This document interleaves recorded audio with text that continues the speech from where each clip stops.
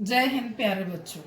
आज हम दादी की घड़ी वाला पार्ट 2 स्टार्ट करेंगे। जो पहले हम पढ़ चुके हैं, जिसका आधा आज शुरू करेंगे। मुझे उम्मीद है आप घर पर होंगे, सुरक्षित होंगे और पढ़कर लिख कर कॉपी तैयार कर रहे होंगे। हमें उम्मीद है आपको कॉपी तैयार करना है, पढ़ना भी है।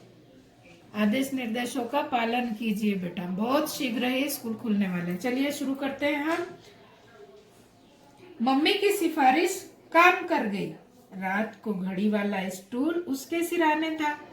उसे तो खुद चाबी भरने की इच्छा थी। अलार्म घड़ी देखी है आपने, उसमें टाइम सेट करना पड़ता है। अब तो मोबाइल आ गए भैया, मोबाइल में टाइम सेट कर देते हैं, अलार्म बजता है, आप उठ जाते। पहले स्टैंड वाली छोटी घड़ी हुआ करती थी, उसमें किस समय आपको उठना है चाबी भरी जाती थी। ये इस तरह देख रहे हैं चित्र में आप। तो दीपू को क्या इच्छा थी कि खुद ही चाबी भरे, पर दीदी का चेहरा देखकर वो चुप हो गया। घड़ी मिल रही थी, यही बहुत था। कुछ बोलो ही मत, चाबी भले दीदी भर दे, क्या फर्क पड़ता है। रात भर उसे अलार्म के सपने आते रहे।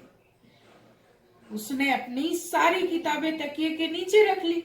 टेबल लैंप लगाने की भी सोच रहा था, पर डर के मारे चुप ही रहा। घड़ी मिल गई वही बहुत है, टेबल लैंप मिले या ना मिले, दीपू ने ऐसा सोचा।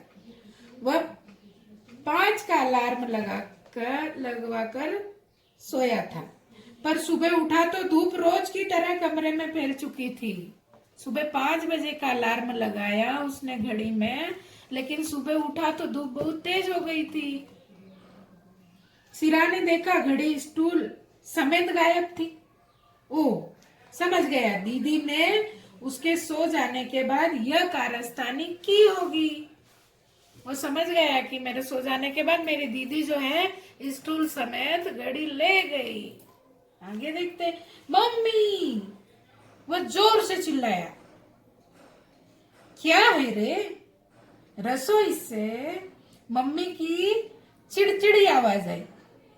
आप कुछ आवाज लगाते हो, मम्मी काम में व्यस्त है तो थोड़ा गुस्सा करके बोलती है ना, क्या है? वही दीपू के साथ हो रहा है। हम किताब से जान रहे, बड़ा मजा आ रहा है। सुबह सुबह उसके पास फालतू वक्त नहीं होता। मम्मी के पास सुबह सुबह बहुत व्यस्त होती है ना, आपको स्कूल जाना होता है, पापा को कंपनी जाना होता है, ऑफिस जाना होता है, बहुत व्यस्तता रहती है। दादी का भी काम करना है, तो मम्मी के पास समय नहीं होता।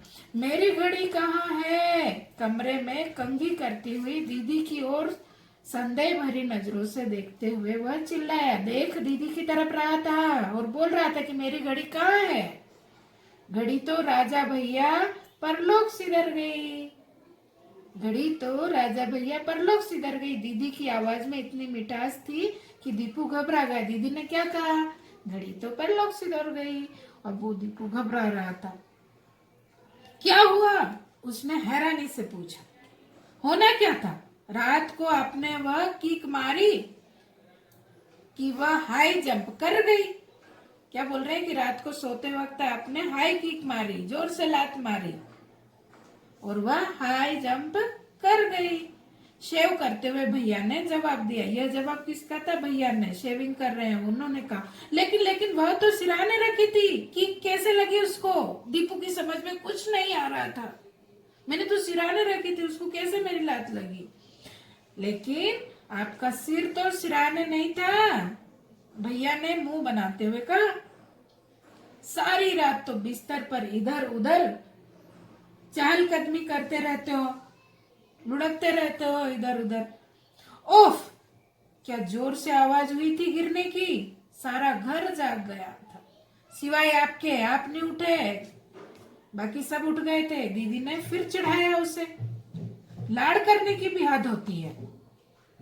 मम्मी पापा पर जला रहे थे।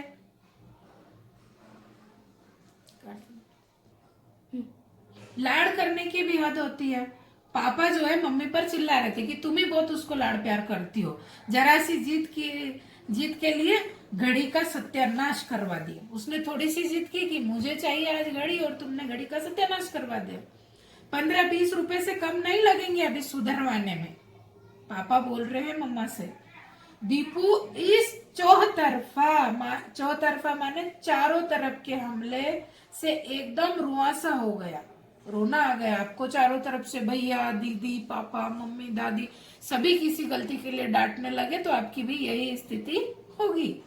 आंगन में पड़ी खटिया पर चुपचाप जाकर वह बैठ गया। क्यों, क्या हुआ रे? तुलसी के चौरे के पास माला जपती दादी ने पूछा तुलसी का चौरा क्या है क्यारा? और आप तुलसी जी लगाने के लिए कोई स्टैंड वगैरह बना के रखते हो या क्यारी में लगाते हो या गमले में लगाते हो? वहीं पास बैठी दादी ने पूछा। सोते में मुझसे घड़ी टूट गई है और अब सब के सब मुझे डांट रहे हैं। उसे अब सचमुच रोना आ रहा था।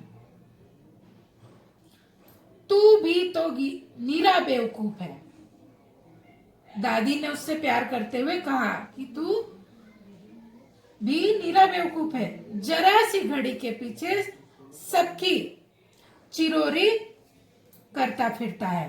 तू भी तो करता है, छोटी सी घड़ी के पीछे सबके पीछे पड़ता रहता है, फिरता रहता है। मुझे पढ़ने के लिए सवेरे उठना जो होता है, दीपू कह रहा है दादी से कि मुझे पढ़ने के लिए सुबह उठना जो होता है। अच्छा यह बता कि जब घड़ियां नहीं होती थी तब क्या लोग जागते नहीं थे? यह बता कि जब घड़ियां नहीं थी तो क्या लोग जागते नहीं थे? मुझे ही देख, कार्तिक में रोज 4 बजे नहाती हूँ।